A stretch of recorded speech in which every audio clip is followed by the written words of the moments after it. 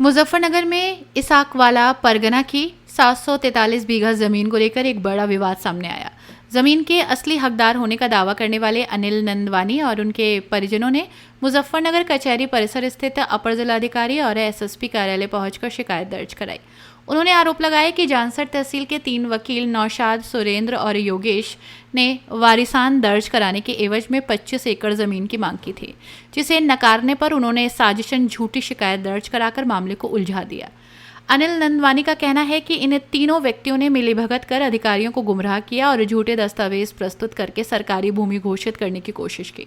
नंदवानी बंधुओं ने यह भी आरोप लगाया कि ये लोग भूमाफिया हैं और इनके खिलाफ आलूवाला में नाले की जमीन पर अवैध कब्जे के लिए भी सबूत उनके पास मौजूद हैं।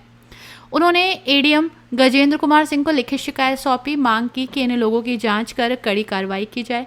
उन्होंने मीडिया को बताया कि इनमें से एक वकील योगेश पहले उनका वकील रह चुका है, जिसने 25 एकड़ जमीन की मांग की थी। नंदवानी बंधुओं ने पूर्व में प्रेस कॉन्फ्रेंस कर इस मामले को उजागर किया था और अब प्रशासन से न्याय की गुहार लगाई है। जी, क्या नाम आपका? अनिल नंदवानी, निवासी मीरापुर।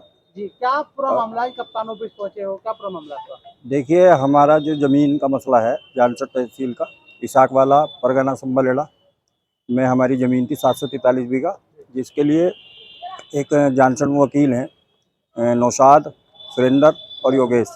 इन तीनों ने मिलकर झूठी जो यहाँ पे खबरें भेजी हैं कि हमारी ये सरकारी भूमि आ रही है या इस तरह की कोई भी मसला आ रहा है, तो उस चक्कर में हम आज ये लेकर आए हैं कि ये भी नंबर 2 ये भूमाफिया हैं ये भी, और हमने आज इनकी रिपोर्ट प्रेषित की है एडीएम को।